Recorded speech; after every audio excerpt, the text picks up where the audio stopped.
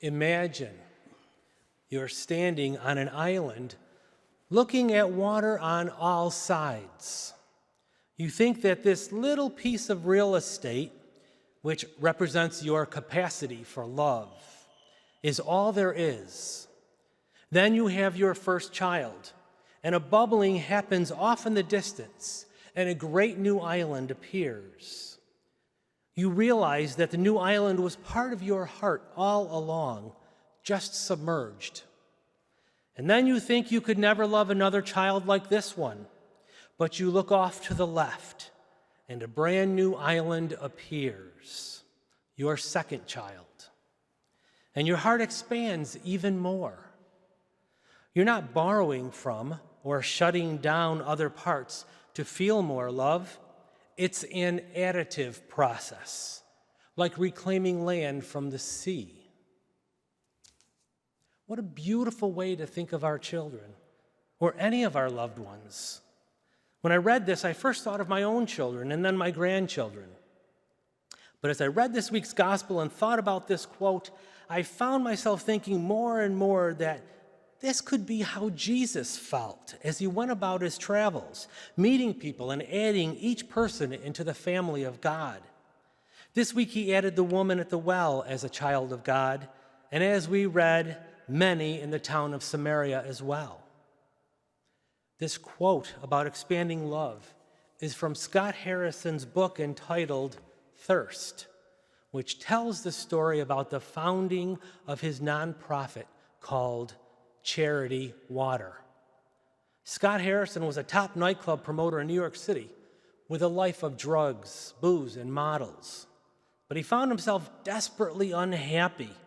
And one day he thought to himself, what would the exact opposite of my life look like? He walked away from that club promoter life, and he worked for 16 months on a hospital ship off the coast of West Africa and discovered his true calling.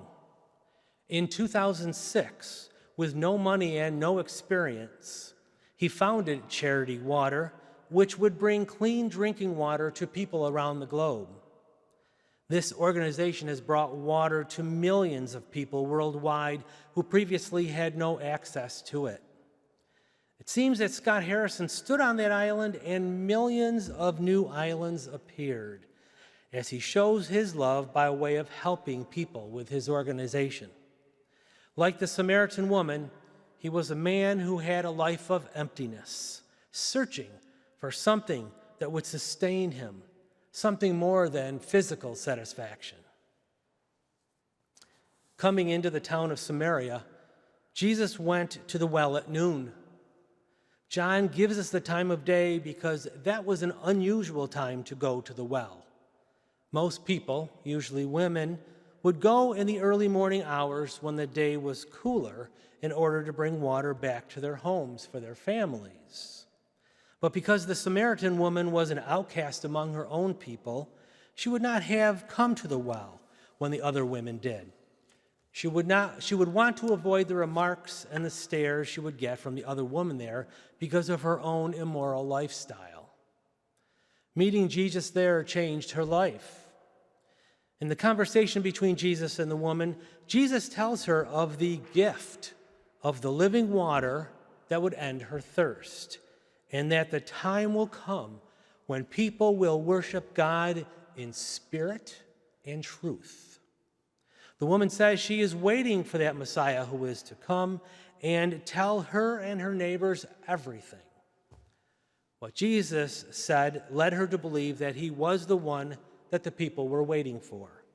She believed, went into the town, and brought the people back with her. Jesus was able to create many new islands that day, all beginning with that offer of the gift of living water. They must have understood that the living water Jesus spoke of was him. That was the water that quenched their thirst, as they invited him to stay with them for 2 days, where Jesus must have told them everything, as the Samaritan woman said earlier, that the Messiah would do. William Kamkwamba is another who brings the gift of water to people in his village. He's known as the boy who harnessed the wind. It's a true story of a 14-year-old boy living in Malawi who built a windmill so there could be water to keep the village's crops growing so the people would not starve. Malawi was a land withered by drought and hunger, and a place where hope and opportunity were hard to find.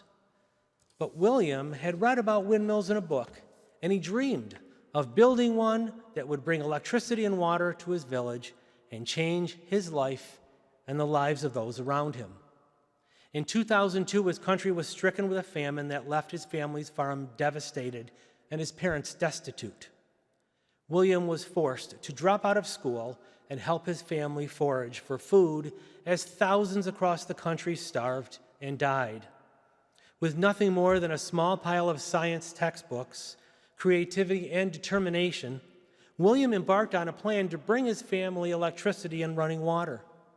Using scrap metal, tractor parts, and bicycle halves, William created a crude but operable windmill that eventually powered 4 lights with homemade switches and a circuit breaker made from nails and wire.